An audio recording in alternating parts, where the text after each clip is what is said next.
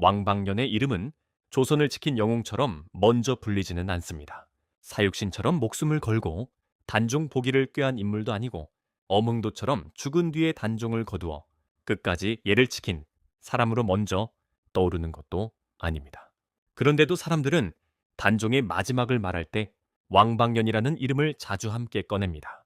그 이유는 분명합니다. 그가 바로 단종의 마지막 순간 앞에 서 있었던 사람이기 때문입니다. 세조가 조카 단종의 왕위를 빼앗은 뒤 단종의 삶은 하루아침에 무너졌습니다. 궁궐에서 밀려났고 왕의 자리에서 끌려 내려왔고 끝내 영월이라는 먼 유배지로 보내졌습니다. 임금의 옷을 벗겨낸다고 해서 한 사람의 운명만 끝나는 것은 아니었습니다. 그를 따르던 신하들의 충절도 함께 흔들렸고 왕실의 질서도 함께 무너졌으며 조선이라는 나라의 가슴 속에는 쉽게 아물지 않는 상처가 남게 되었습니다. 그 무렵 단종을 다시 왕위에 올리려는 움직임이 있었습니다. 성삼문과 박팽년을 비롯한 사육신은 단종을 다시 세우기 위해 뜻을 모았습니다.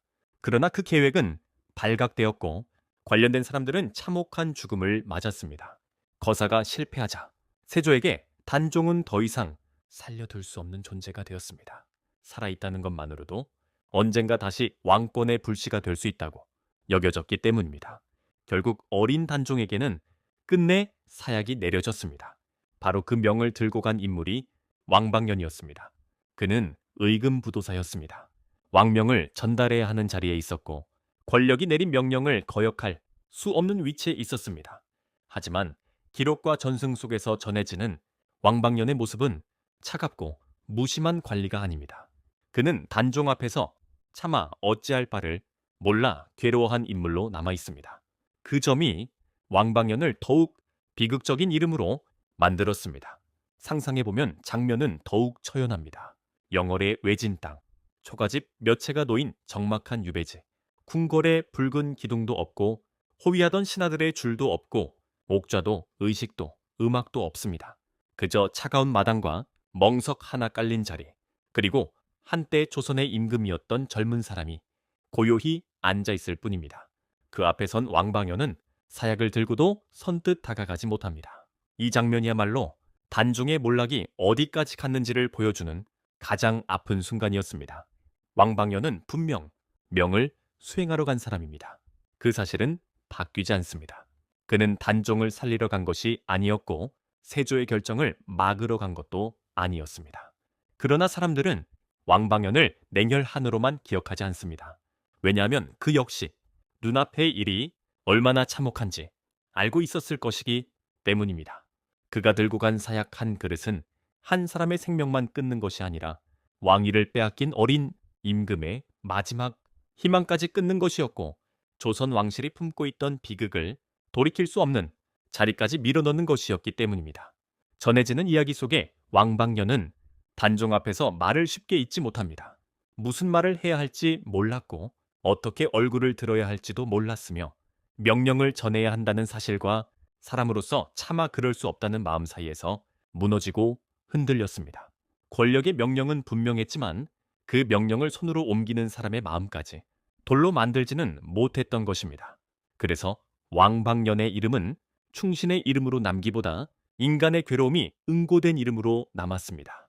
단종은 이미 너무 많은 것을 잃었습니다.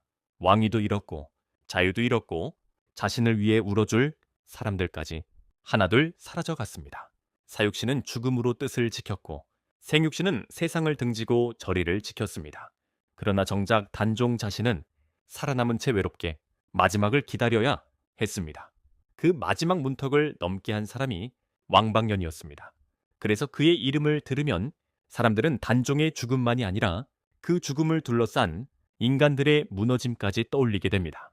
왕방년이 영웅이었다고 말하기는 어렵습니다. 그는 명을 거부하지 못했습니다. 단종을 구하지도 못했습니다. 역사의 흐름을 되돌리지도 못했습니다. 그렇다고 완전히 악인이라고 단정하기에도 그의 모습은 너무 괴롭고 인간적입니다. 그는 단종 앞에서 차마 태어날 수 없었던 사람입니다.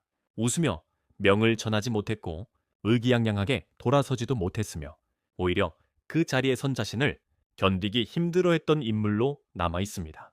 어쩌면 왕방년의 비극은 선과 악으로 쉽게 나눌 수 없는 데 있습니다.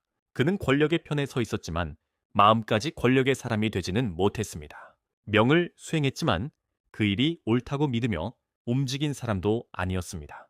그래서 그의 이름은 승자의 이름으로 남지 않았고 패자의 이름으로만 남지도 않았습니다. 그는 그저 비극의 현장을 직접 지나가야 했던 사람, 그리고 그 자리에 선 대가를 평생 마음속에 안고 살아야 했을 사람으로 느껴집니다. 단종의 마지막을 생각하면 사람들은 어린 왕의 눈빛을 떠올립니다. 그러나 그 곁에는 또 다른 얼굴 하나가 함께 남아 있습니다. 사약을 들고도 차마 앞으로 나아가지 못한 관리의 얼굴입니다. 그 얼굴이 바로 왕방년입니다. 그는 단종을 살리지 못했습니다. 하지만 단종의 마지막이 얼마나 참혹했는지를 가장 또렷하게 보여주는 증인 가운데 한 사람이 되었습니다.